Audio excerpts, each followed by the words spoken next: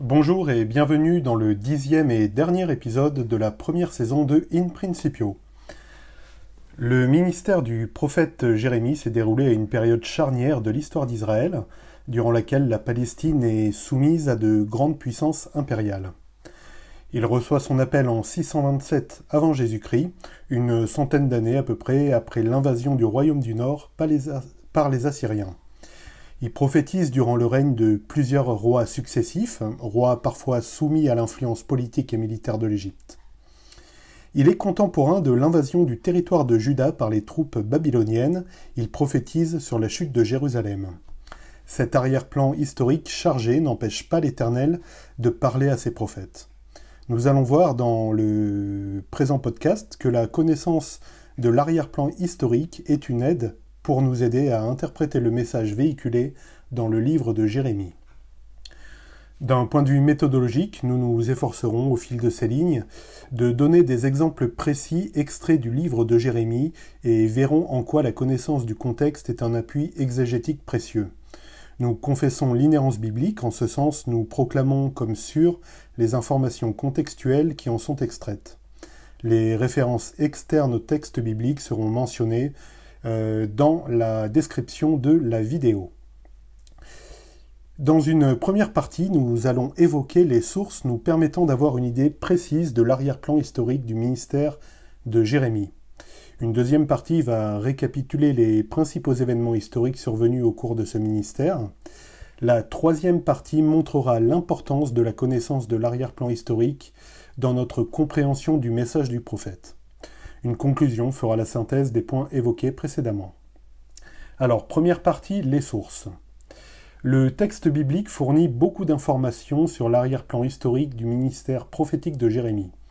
La richesse de l'intertextualité au sein des livres de la Bible est une première aide précieuse pour apprécier le contexte politique, social et militaire des années du ministère du prophète.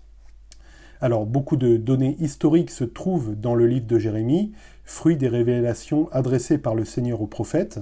Nous pouvons noter que Jérémie a eu un scribe, notamment, je cite, le livre de Jérémie mentionne explicitement l'activité rédactionnelle de Baruch en Jérémie 36, 4 à 32 et en Jérémie 45, 1. Nous ne retenons pas comme source les livres attribués à Baruch. En effet, plusieurs livres apocryphes lui furent attribués en raison de ses liens avec Jérémie. Le livre de Jérémie nous renseigne en précisant à plusieurs reprises la date des paroles adressées aux prophètes. Par exemple, la 4e année du règne de Joachim, fils de Josias, roi de Juda, l'Éternel adressa ce message à Jérémie. Jérémie 36, 1. Le livre donne aussi des indications en rapport avec des événements politiques ou militaires. Par exemple, voici quel message l'Éternel adressa à Jérémie lorsque Nabuchodonosor, roi de Babylone et toute son armée, ainsi que tous les royaumes de la terre soumis à sa domination et tous les peuples, combattaient contre Jérusalem et contre toutes les villes de son territoire. Jérémie 34, 1. 2 rois et 2 chroniques sont les autres principaux livres du canon qui nous renseignent sur l'arrière-plan historique du ministère de Jérémie. L'intertextualité est parfois très forte dans le livre de Jérémie. Le chapitre 52 forme un appendice historique emprunté à 2 rois 24, 18 à 25, 30. Cet appendice concerne la chute de Jérusalem et confirme ainsi les menaces adressées par le prophète à son peuple. C'est Jacques Buchold dans son article « Le livre de Jérémie et son architecture » paru dans Fac Réflexion qui nous fait cette remarque. Alors, 2 rois et 2 chroniques nous donnent une chronologie des rois de Juda qui se sont succédés durant le ministère de Jérémie et rendent compte de la piété ou de l'impiété de ces rois. Par exemple, au sujet de Josias, il est dit « Il fit ce que l'Éternel considère comme juste et suivit en tout l'exemple de son ancêtre David sans jamais s'en écarter ni d'un côté ni de l'autre. » 2 Rois 22, verset 22. Ou au sujet de Sédécias, il est dit « Il fit ce que l'Éternel considère comme mal et il refusa de s'humilier devant le prophète Jérémie qui s'adressait à lui de la part de l'Éternel. » 2 Chroniques, chapitre 36, verset 12. Deux rois et deux chroniques nous renseignent sur des événements importants permettant de contextualiser le ministère de Jérémie. Nous pouvons, grâce aux renseignements qu'ils contiennent, obtenir des informations sur les forces en présence et les batailles contemporaines de Jérémie. L'Écriture, par exemple, rend compte des conséquences de la bataille de Carchemish, 605 avant Jésus-Christ, qui permit à Babylone de dominer la Palestine aux dépens de l'Égypte. Il est dit, à cette époque, le roi d'Égypte cessa ses expéditions militaires, car le roi de Babylone s'était emparé de tous les territoires qui, depuis le torrent bordant la frontière nord de l'Égypte jusqu'à l'Euphrate, avaient été sous domination égyptienne. 2 Rois 24, 7. La bataille de Carchemish est aussi évoquée en Jérémie 46, 2. Nous pouvons terminer cette partie en citant quelques sources extra-bibliques, à commencer par les chroniques babyloniennes découvertes en Irak en 1956 par l'archéologue britannique Donald J. Wiseman. Ce document, qui recoupe les données bibliques, relate des événements survenus entre 605 et 595 avant Jésus-Christ. L'arrière-plan historique est aussi susceptible d'être éclairé par l'archéologie. Par exemple, au sujet de la bataille de Carchemish, les fouilles de 1912 et 1914 mirent au jour des sculptures hittites, des vestiges des quartiers généraux égyptiens, les traces de la bataille et de l'occupation babylonienne. Cette information nous est rapportée notamment dans le Grand Dictionnaire de la Bible, à l'article Carchemish, tout simplement. Alors, comme on vient de le voir, on trouve beaucoup d'éléments sur l'arrière-plan historique de Jérémie dans le livre du prophète. Les livres 2 Rois et 2 Chroniques sont un complément d'informations précieux permettant d'avoir une juste idée du contexte spirituel, roi de Juda fidèle à l'Éternel ou pas, et politique, à travers les comptes rendus de la bataille du ministère de Jérémie. Des sources extra-bibliques, écrits babyloniens et données archéologiques, permettent d'illustrer les données bibliques. Après avoir parcouru les sources permettant de nous informer sur l'arrière-plan historique du ministère de Jérémie, nous allons évoquer certains faits marquants qui ont jalonné la fin du royaume de Juda. Donc c'est la deuxième partie, les événements de la fin du royaume de Juda. Alors, le ministère prophétique de Jérémie a duré une quarantaine d'années environ. Les premiers versets du livre de Jérémie nous présentent une chronologie résumée de son ministère en correspondance au roi de Juda, alors aux affaires. Il est dit notamment « L'Éternel lui a parlé la 13e année du règne de Josias, fils d'Amon et roi de Juda, et sous le règne de Jéhoïakim, fils de Josias, roi de Juda, et jusqu'à la fin de la 11e année du règne de Sédécias, fils de Josias, roi de Juda, jusqu'à la déportation des habitants de Jérusalem au 5e mois. » Jérémie 1, versets 2 et 3. Ces données permettent de situer le ministère du prophète et son appel en 627 avant Jésus-Christ à 587 au moment de la chute de Jérusalem, et sans doute un peu après. Alors, 5 rois de Juda se sont succédés durant la période d'activité de Jérémie. Josias, qui régna de 640 à 609, Joachaz, qui régna en 609, Jéhoïakim, qui régna de 609 à 597, Jéhoïakim, qui régna en 597, et Sédécias, qui régna de 597 à 587. Alors, Jérémie a été contemporain de plusieurs événements, tant internes qu'externes au royaume de Juda. Le premier grand événement interne contemporain de Jérémie est la réforme religieuse de Josias, débutée en 628. Cette réforme est marquée par la découverte du livre de la loi dans le temple en 622, évoqué en 2 Rois, chapitre 22, versets 3 à 10. Un assainissement cultuel en a découlé, tranchant avec les pratiques religieuses perpétrées sous Manassé et Amon.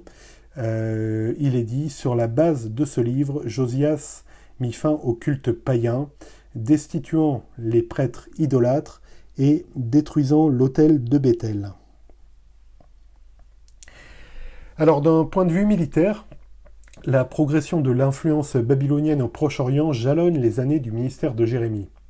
Sans être exhaustif, nous pouvons citer plusieurs événements comme, par exemple, la chute de Ninive face aux troupes babyloniennes en 612, ou encore la bataille de Carchemish qui permit à Babylone de vaincre l'Égypte et d'asseoir sa domination au Proche-Orient en 605.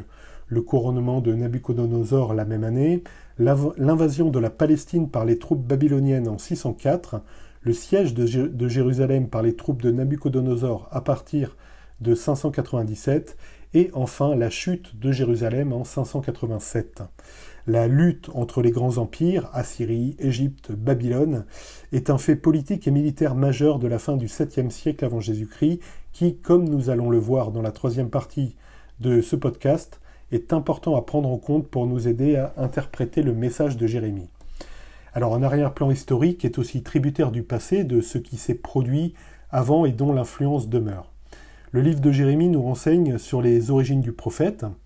Il est dit, ce livre contient les paroles de Jérémie, fils de Ilyahu, un des prophètes qui habitait à Anathoth, dans le territoire de Benjamin. Jérémie, chapitre 1, verset 1. Ce seul verset est une information sur l'arrière-plan historique dans lequel a grandi Jérémie et nous renseigne sur d'éventuelles conséquences d'une telle origine. En effet, il est dit Salomon destitua le grand prêtre Abiathar, c'est rapporté en 1 Roi 2, 26, et le bannit à Anathoth. Depuis lors, les prêtres descendants d'Abiathar, dont Jérémie faisait probablement partie, n'eurent plus le droit d'accomplir leurs fonctions dans le temple.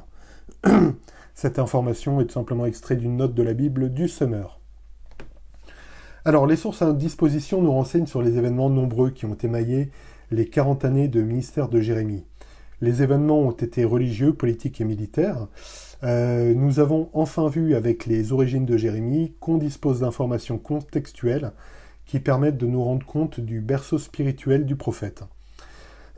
Alors, dans la troisième partie, on va voir en quoi la connaissance de ces données, religieuses, militaires et contextuelles, nous aide, dans une certaine mesure, à interpréter le message du prophète.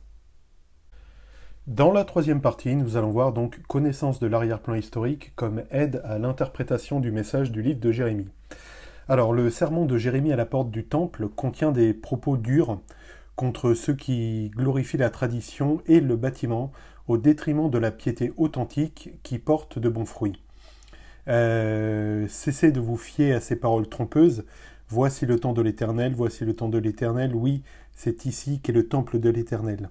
Si vraiment vous adoptez une conduite bonne, et si vous faites ce qui est bien, si vous rendez de justes jugements dans les procès, si vous vous abstenez d'exploiter l'immigré, l'orphelin et la veuve, de tuer des innocents en ce lieu et d'adorer d'autres dieux pour votre propre malheur, alors je vous ferai habiter dans ce lieu, ce pays que j'ai donné à vos ancêtres depuis toujours et pour toujours. Jérémie 7, versets 4 à 7. Nous avons terminé la partie précédente en évoquant les origines de Jérémie révélées dans le premier verset du livre. Alors cette donnée sur l'arrière-plan historique des parents de Jérémie est susceptible de nous éclairer dans la mesure où il est possible, quoique non certain évidemment, que Jérémie d'Anathoth ait été un membre de la famille sacerdotale descendant d'Abiathar. Alors la vie de Jérémie aurait été enracinée dans les traditions de cette lignée sacerdotale et très instruite dans l'héritage socio-théologique de son peuple. Alors le fait d'avoir à l'esprit l'arrière-plan culturel dans lequel a probablement évolué Jérémie dans son enfance est une aide qui nous éclaire pour la compréhension de son message. On peut imaginer que les habitants d'Anathoth voyaient d'un mauvais œil ceux qui détenaient le pouvoir entre le temple et le palais, et Jérémie allait mettre son doigt prophétique sur les attitudes impies avec une force qui ferait mal. L'importance des propos de Jérémie sur le temple est manifestée par Jésus au moment où il chasse les marchands et les changeurs d'argent. Il est dit, et il leur dit, il est écrit, on appellera ma maison une maison de prière, mais vous en faites un repère de brigands. Matthieu 21, 13. Les origines de Jérémie, son arrière-plan culturel, ont donc été un facteur favorisant, faisant qu'il a été un instrument de Dieu efficace pour mettre le doigt sur un mal particulier, à savoir celui de se croire justifié par une piété mondaine envers le temple. L'arrière-plan historique est aussi une aide pour comprendre certaines prophéties. Lors de son appel, Jérémie reçoit de l'Éternel la vision d'un chaudron en train de bouillir et qui se trouve au nord. Et l'Éternel me dit, c'est en effet du nord que le malheur viendra se déverser sur tous les habitants de ce pays. Car je vais appeler tous les peuples des royaumes du Nord, l'Éternel le déclare. Jérémie 1, versets 14 et 15. La situation géographique et les récits de bataille, comme ceux évoqués dans la deuxième partie du podcast, semblent indiquer que l'Éternel fait allusion aux troupes babyloniennes quand il parle des royaumes du Nord. Le Seigneur annonce clairement que l'appel de ses puissances est de sa volonté. Savoir qu'il s'agit de Babylone nous aide à comprendre certains propos de Jérémie qui ont pu passer à son époque comme antipatriotiques, voire nuisibles à la cause du royaume de Juda, comme ce que l'Éternel déclare à Sédécias par la bouche du prophète. « Si une nation ou un royaume ne se soumet pas à Nabuchodonosor, roi de Babylone, et ne veulent pas se plier à son joug, je sévirai contre cette nation-là par l'épée, la famine et la peste. L'Éternel le déclare, jusqu'à ce que je les fais entièrement disparaître par ma main. » Jérémie 27, verset 8. Comprendre que dès le début de l'appel du prophète, l'Éternel avait prévu cette invasion babylonienne, permet de comprendre la cohérence du message de l'Éternel délivré par le truchement de son prophète. L'histoire et ses grands chamboulements est vécue par des hommes, mais assurément l'Éternel est le maître de l'histoire, et du cours des choses, tout ce qu'il décrète concourt à sa gloire. L'arrière-plan historique permet de mieux comprendre certains détails et expressions choisies. Par exemple, dans l'appel de Jérémie, « Toi donc, mets ta ceinture et lève-toi, tu leur diras tout ce que je t'ordonnerai. » Jérémie 1, 17. L'acte de mettre sa ceinture indique que la tâche sera rude pour le prophète, le chemin long, mets ta ceinture, c'est-à-dire prépare-toi à partir. Pour une longue marche ou un acte important, on relevait en effet les pans de sa tunique, habituellement flottante, et on les attachait à sa ceinture. Par une simple expression, nous comprenons donc l'importance et l'ampleur de la tâche accomplie par Jérémie pour le Seigneur. Alors l'arrière-plan historique permet donc, pour résumer, de mieux comprendre certains axes forts du message de Jérémie, comme ses propos sur la fausse piété attachée exagérément au temple. On comprend mieux comment le livre de Jérémie révèle que l'Éternel est le maître de l'histoire, sa providence, qu'il décide des événements et que ses plans sont cohérents. Enfin, la connaissance de certains usages permet de révéler des aspects du texte, comme l'exemple de la ceinture, le fait que la mission de Jérémie est importante et s'annonce difficile. En conclusion de ce podcast, on peut dire qu'on a relevé dans la première partie les principales sources d'informations dont on dispose et qui permettent de nous renseigner sur l'arrière-plan historique du ministère de Jérémie. En premier lieu, les livres de la Bible, principalement le livre de Jérémie, de Rois, de Chroniques. Nous avons pu apprécier l'apport de quelques sources d'informations extra-bibliques. La deuxième partie a donné des exemples d'événements importants s'étant déroulés pendant les 40 années du ministère de Jérémie, comme la réforme de Josias, la conquête du Proche-Orient par les armées babyloniennes et l'histoire du berceau familial de Jérémie. La troisième partie a montré l'importance de ces données historiques qui nous permettent de mieux interpréter le message du prophète, faisant ressortir l'importance d'une vraie piété désintéressée et manifestant le fait que le Seigneur est le vrai roi, que l'histoire des peuples lui est soumise afin qu'il réalise sa volonté. La documentation sur l'arrière-plan historique n'est pas contradictoire avec une lecture pieuse des Écritures. Comme nous l'avons vu, cette documentation permet d'éclairer une parole confiée par Dieu à son prophète il y a plus de 2500 ans et nourrit notre foi aujourd'hui encore. La plénitude de la révélation nous a été donnée avec le Nouveau Testament.